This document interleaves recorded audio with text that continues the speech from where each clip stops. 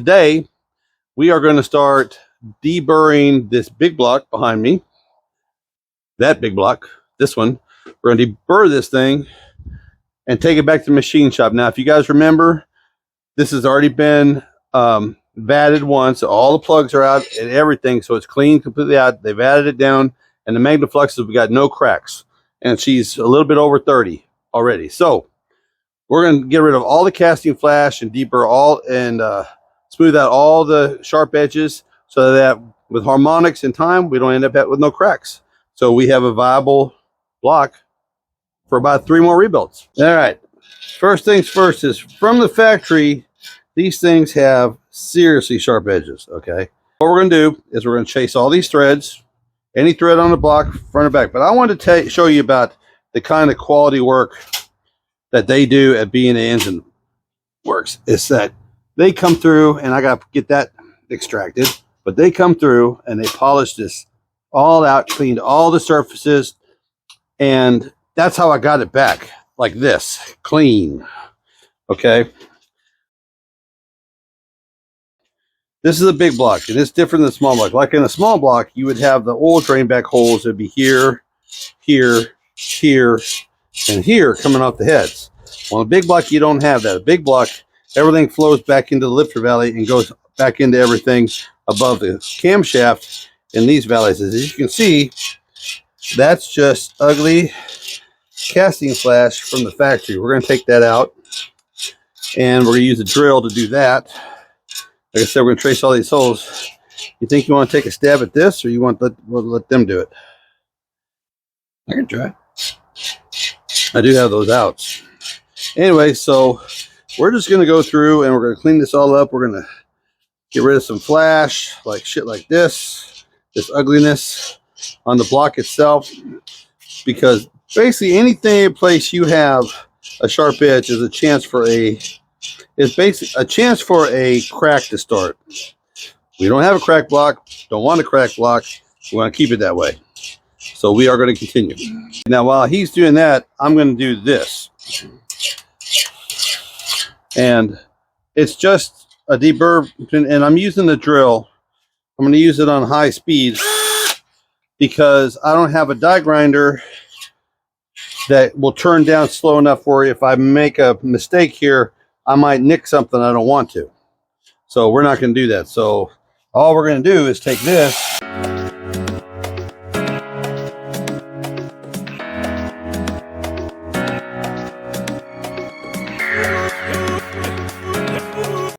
Have you guys heard yet? Uncle Buck's Garage is giving its first giveaway, which is this engine as it sits. All right. This is the one in the video with almost 700,000 views. So if you want to know what's in this, watch that video. Buy yourself a little bit of merch, and you're qualified. You just got to send me a screenshot of the purchase. Good luck and have a good day. Okay, so quickly I turned something that looks like that into that. Okay, but we're not done yet. We're going to polish that out too. We're going to take a sanding roll and we're going to polish that out to make that even smoother. And I'll show you the process. But it took less than a minute. And we're going to do all 4 of these this way. And then we're going to take the sanding roll and we're going to clean them out that way.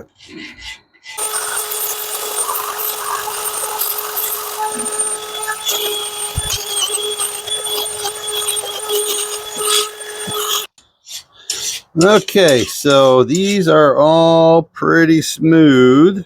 There's no flash left, and I've got them all.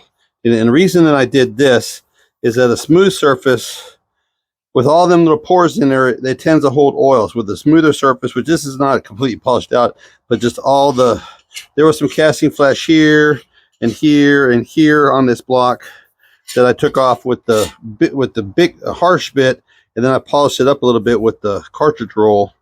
But this will flow the air, this will flow the oil back into on top of the cam a lot better and a lot quicker with a lot less restriction. So this basically on the top end is made the oiling system maybe 15-20% better than on the factory, which, you know, the guys in the factory, they didn't care about it. Just as long as they're, I've seen them where they were like obstructed like that much, like almost half, where it was just not knocked off when some guy on that shift was having a bad day. This motor was made on Friday. Yeah, or this motor was made on Friday. So, all right, so we're going to flip this over and we're continue the process. Okay, if we're going to do the same process here, sharp edges, anything, but we're also going to clean up this and this crap, things like this, just to make this block look a little prettier. And just any sharp edge that we find in here, all in here, because boy, yeah, that's sharp. Right here, inside the, right on the rails. Yeah, those are sharp. Well, this side's not that bad. This side, corner right here? Yeah, that's... Oh, God. Yeah. Yeah, no, check this side. Yeah, that was pretty good, but yeah, this corner, yeah. So, I think it looks like almost like one side was done and the other side wasn't. Yeah, it's like this. So... Again, Friday.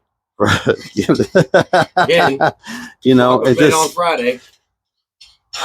But the whole theory behind this is that sharp edges create cracks. Okay, over time, harmonics, getting hot, getting cold, swelling, shrinking, swelling, shrinking, that creates cyclical stress, which creates cracks if it has a sharp place to come from. So that's why we're doing this. So because I want to use this block probably till I die or till and pass it on to him. So if we get this, since it's only 30, if we can get it bored out 40, we could possibly have a 60 bore, an 80 bore, a 120 bore. We could have 3 different builds on this block as long as it stays together. Theoretically, because these big blocks are getting hard to find.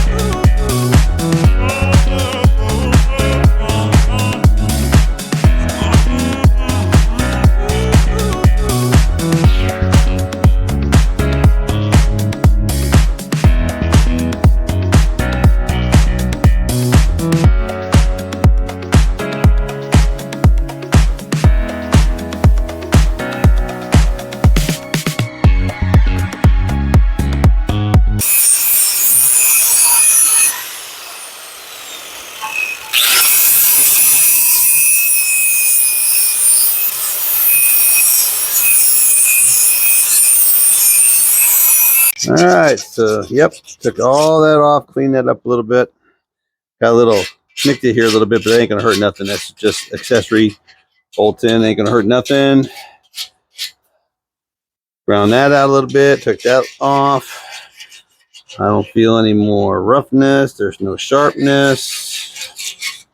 God bless America. What? The back edge of this block is just chewed up. Yeah. Yeah, because, I mean, yeah. Yep. Just chewed the piss up. Yep. But as long as there's no, if you can run your finger on it and you can't feel any sharp edges on either one, especially on the inside, you're okay. Same thing. Just no sharp edges. Got this all took care of. That ain't sharp, but I might go ahead and clean that up a little bit. Machined. Just this spot right here, I think I'll clean that up. All right, then comes the fun part. And then we can start cleaning holes, checking threads. Now we're just going to use a cleaner bit. And I'm going to say that's probably a 1/2 inch. You got a 1/2 inch for me? Maybe a 9/16. Nope, it's 1/2. All right. And the trick to these is you just put a little soup in there, and you just, all we're going to do is just run it down the threads a little bit. And you can see it's already kicking out garbage. And this is not a thread tapper. This is a thread cleaner. All right. It's built different. And it's just a little simple kit from Summit. Oh, by the way, speaking of Summit, you guys don't forget, I am now an affiliate for Summit Racing. So if you guys decide you want some of the stuff that's in these videos or do some shopping this winter for your projects and you're going to use Summit, go through my little super link that's down there in the description and show this channel a little, that's the wrong size.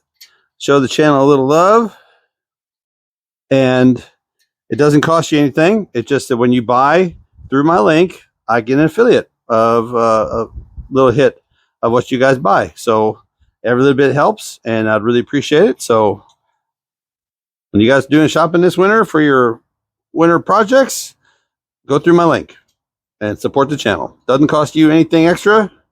And if I make enough sales, and sooner or later they're going to give me like a percentage deal for the like for specialties, you know, for like Father's Day, things like that, that I might get like a code. And but I got to do a lot of sales to get one of those to make it profitable for them and for me. So, but yeah, just go through the link. Helps out a whole bunch. Motor melts. No, that's pretty good when you can pass it through by finger. Okay, so somebody just got back after a month in Georgia for his accreditation and graduated top of his class. And I hate to have him tell you why he graduated top of his class. It isn't that he isn't one of the smartest kids in, you know, well, man child. We ain't been doing this for all his life. Yeah. The way he put it is most of the guys who are in the class, they haven't been doing mechanicing for very long. It hasn't been a lifelong thing for them. So some of them knew a little bit about this. Some of them knew a little bit about that, but none of them knew everything. Except for that one. So he graduated. He was top of the class. Top guy. Yeah. And what did I say? Because you took other stuff in the past. when I was in school, I took that Skills USA test. That's right, in Votech. And I scored in like the 98th percentile. Yeah. They were like, oh, you know what you're doing. You got it. So they basically gave him his own tablet. Said, here, you go ahead and go do this, and we'll teach these guys how to do this stuff. And then you come back and take the test. Then he scored 99, 98, 97s, 100s on all the tests. You know, that guy that always messes up the curve. But I'm very proud. I'm a very proud dad. Because it's what he's always wanted. He's always wanted to be a mechanic. A legit mechanic. So he's going to hang with Kia for a while and get his sea legs, in a matter of speaking. And that's the worst thing to say to me. I've got the sea legs. After 9 years in the Navy, yeah. But anyways, so we're gonna flip this thing over, and then we're gonna chase all the threads on all the head bolt holes and stuff like that. But the bottom end is done. Everything is cleaned. So once we get this done, then she's ready to go back to the machine shop. Miss Santana at B&A Engine Works. B&A. Just chasing all the threads for all the head holes, and I think I might take a pick and get all the old silicone out of these holes. I know you guys hate these things, but I like using them gaskets, so that'll be another fight for another day. You can see, even after a vatting, it's pulling garbage out of this hole. So, and the reason you do all this is because the cleaner you can get it now, the better job sees. Look at that. Look at that. That's just an old piece of plastic in that hole from factory. So you just want to get the best result you possibly can, and a little bit of cleaning goes a long way.